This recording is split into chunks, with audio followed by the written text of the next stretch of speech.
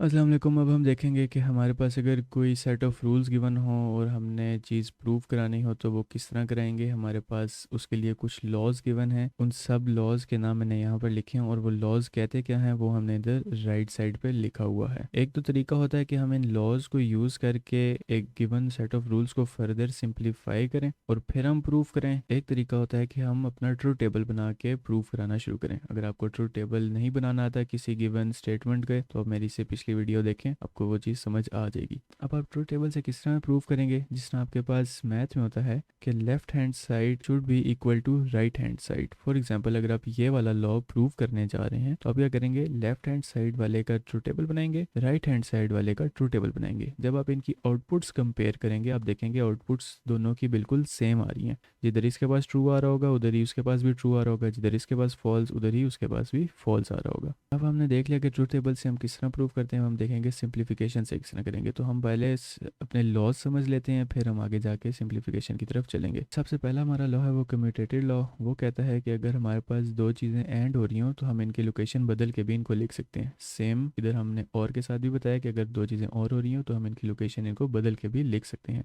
Associative law क्या कहता है, अगर आपके पास इस तरह की सिचुएशन है जिसमें ए एंड बी हो रहा हो और फिर ये होल इसकी वैल्यू सी के साथ एंड हो रही हो तो आप इसको इस तरह भी लिख सकते हैं कि आप बी और सी को ग्रुपिंग कर लें और ए की अलहदा रख दें। इसी तरह आप और के साथ देखेंगे बिल्कुल सेम चीज़ हुई है, बस हमने एंड के साइन की जगह और लिखा हुआ है। डिस्ट्रीब्यूटिव लॉ में क्या होता है कि अगर ए हमारा एंड हो रहा है बी और सी के साथ तो हम क्या करेंगे, ए का एंड करेंगे बी के साथ और फिर ए का एंड करेंगे सी के साथ। ये जो दो हमारे पास एंड हो जाएंगे इनके दरमियान में हमारे पास और का सिंबल आ जाएगा जो कि यहाँ पे था। सेम चीज़ अगर हम और के साथ देखें तो वही चीज़ हुई हुई है जो यहाँ पे हमने की थी, बस हमारे साइंस बिल्कुल ऑपोजिट हो गए। डिमॉर्गन लॉ क्या कहता है कि अगर आपके पास दो चीज़ें एंड हो रही हो तो उनके साथ अगर आप नॉट लगा देंगे तो जो इंडिविजुअल एलिमेंट्स हैं उनके साथ नॉट का साइन भी आ जाएगा। सेम गोज फॉर और एज वेल। अब हमारे पास निगेशन लॉ है कि अगर आपके पास दो नॉट एक साथ आ जाएं तो वो एक दूसरे को कैंसिल कर देंगे और वो सिंपल ए आ जाएगा। यानी कि सिंपल हमारे जो मैथ में हम यूज़ करते थे प्लस माइनस के साथ वही हमारे यहाँ पर लॉज हैं। फिर हमारे पास यहाँ पे आ जाते हैं ये तीन लॉज इफ़ कंडीशंस के लिए।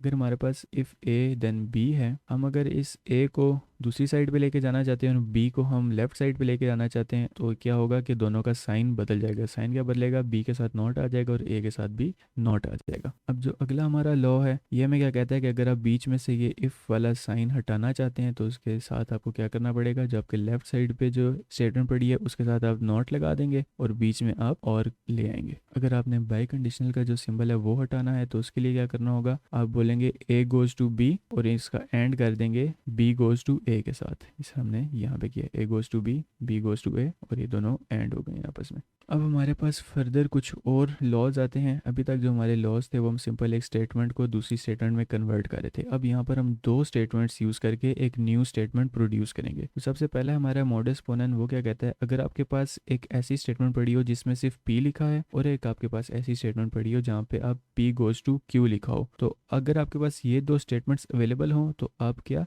एक नई स्टेटमेंट लिख सकते हैं, वो होगी क्यू के नाम से। इसी तरह अगर आप मॉडस टोनन देखें इसमें कहता है अगर आपके पास नॉट क्यू अवेलेबल है और p goes to Q available होगा तो आप एक नॉट p की स्टेटमेंट नहीं बना सकते हैं। तो हमारा जो अगला लॉ है वो कहता है कि अगर आपके पास p गोज टू q हो और q गोज टू r हो तो आप बोलेंगे p गोज टू r, यानी कि जो लेफ्ट वाली थी वो हमारी जाएगी सेकंड स्टेटमेंट की राइट वाली की तरफ, इस तरह करके। फिर हमारा जो अगला लॉ है वो कहता है कि अगर आपके पास नॉट p मौजूद हो और p और q वाला एक स्टेटमेंट मौजूद हो तो आप क्या करेंगे, एक थर्ड स्टेटमेंट प्रोड्यूस कर सकते हैं जिसका नाम होगा Q। इसी तरह आपके पास एडिशन रूल है, कहते हैं अगर आपके पास P मौजूद है तो आप P और Q बना सकते हैं और अगर आपके पास P मौजूद है तो आप P एंड Q भी बना सकते हैं। फिर हमारे पास एक रेजोल्यूशन रूल है, वो कहता है कि अगर आपके पास नॉट P एंड R हो रहा हो और अगर आपके पास P और Q हो रहा हो तो आप एक थर्ड स्टेटमेंट प्रोड्यूस कर सकते हैं जो कि है Q और R। तो ये हमारे कुछ लॉज थे जिनको हम यूज़ करके अब अपनी गिवन स्टेटमेंट्स को फर्दर सिंप्लीफाई कर सकेंगे।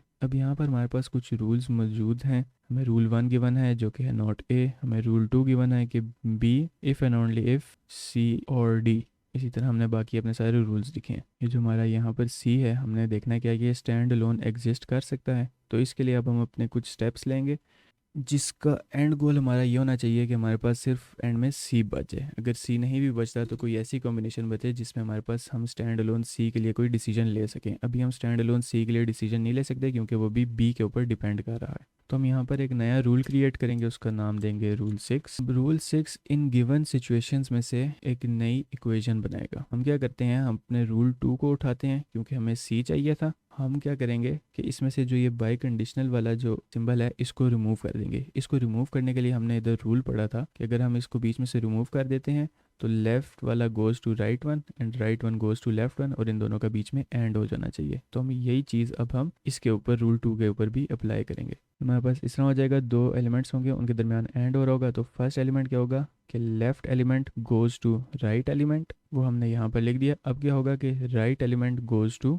Left element. ये हमने रूल 6 यहाँ पे बना दिया है। और बेहतर ये होता है कि आप इसके साथ मेंशन भी कर दें कि आपने कौन सा रूल इस्तेमाल किया था। हम यहाँ पे लिख देंगे हमने बाय कंडीशनल एलिमिनेशन इस्तेमाल की है। हमारा जो नेक्स्ट स्टेप है वो है कि हम इस चीज़ को अब फर्दर सिंप्लीफाई करें। तो हम एक नया रूल बनाते हैं, इसका नाम होगा R7। अब हमारा क्या गोल है कि हमने ये जो दो चीज़ें बनाई थी एंड के एक दोनों तरफ, हमें इनमें से कोई सी एक चीज़ चाहिए होगी। अब ये वाली जो सिचुएशन है हमारी कुछ सिमिलर बन रही है हमारे एडिशन रूल की तरह। अगर इसकी राइट साइड पे देखें, हमने बोला है कि P एंड Q, यानी कि अगर मैं यहाँ से एंड निकाल देता हूँ तो मेरे पास P आ जाना चाहिए। और हमने एक और चीज़ देखी थी कि अगर P एंड Q लिखा हुआ है तो हम इसको उल्टा करके लिख सकते हैं Q एंड P की तरह भी। तो अगर मैं इनमें से एंड निकाल देता हूँ तो मेरे पास एक ऑप्शन है कि मैं इन दोनों में से कोई एक चीज़ अपने लिए बना लूँ। तो अगर मैं यहाँ से भी बीच में से एंड निकाल देता हूँ तो मेरे पास ऑप्शन है कि मैं इन दो में से कोई सा एक एलिमेंट उठा के अपने पास रख लूँ। मैं क्या बोलूँगा कि मुझे ये वाला एलिमेंट दे दो। ये हमने कहाँ से लाया, अपने एडिशन रूल से। अब हम यहाँ पर अपना रूल भी मेंशन कर देंगे, एडिशन रूल।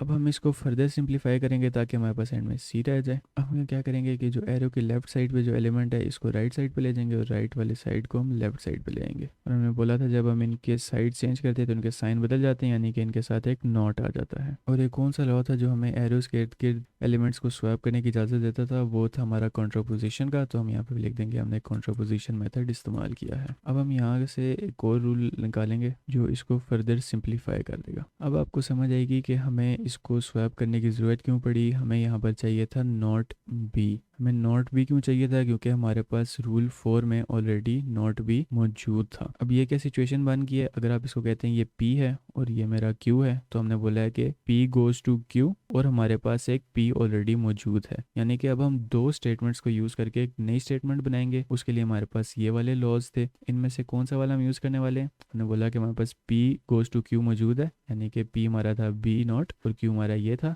तो P गोज़ टू Q, और क्या हमारे साथ P भी मौजूद है, बिल्कुल हमारे पास P भी मौजूद है। यानी कि हमारे पास जब ये दो चीज़ें मौजूद होंगी तो हम एक Q इसमें से एक्सट्रैक्ट कर सकेंगे। तो अब हम यहाँ से अपना Q एक्सट्रैक्ट कर लेंगे जो कि था नॉट C और VD। हमने ये चीज़ एक्सट्रैक्ट कर ली और ये हमने कौन सा रूल लगाया है, मॉडस पोनेंट। अब हम एक और रूल लगाएंगे ताकि इसमें से हम सिर्फ अपना स्टैंड अलोन C एक्सट्रैक्ट कर लें। अब नॉट का हमने देखा था कि जब इस तरह की सिचुएशन है तो हम इसको मल्टीप्लाई कराएंगे तो नॉट C और नॉट D बन जाएगा हमारे पास, नॉट C और नॉट D। ये चीज़ हमने की है अपने डी मॉर्गन रूल से, तो हम यहाँ पर मेंशन भी कर देंगे डी मॉर्गन। अब हमने यहाँ से सिर्फ C एक्सट्रैक्ट करना है, ये हमें एक्सट्रैक्ट करने की इजाज़त एडिशन रूल देता है। यहाँ पर देखें बीच में और हो रहा है, लेफ्ट साइड पे P है, राइट साइड पे Q है, तो अब हम यहाँ से सिर्फ P भी एक्सट्रैक्ट कर सकेंगे इस चीज़ को हटा के। तो हमने रूल 11 बनाया और हमने बोला कि हमें सिर्फ नॉट C प्रोवाइड कर दो। यहाँ पर हमने एडिशन रूल इस्तेमाल किया था। अब हमारे पास एंड में जो रूल बना है नॉट C, यानी कि जब भी हमारा C ट्रू होगा नॉट उसको ऑपोजिट करके फॉल्स कर देगा। यानी कि रूल 11 हमें बताता है कि C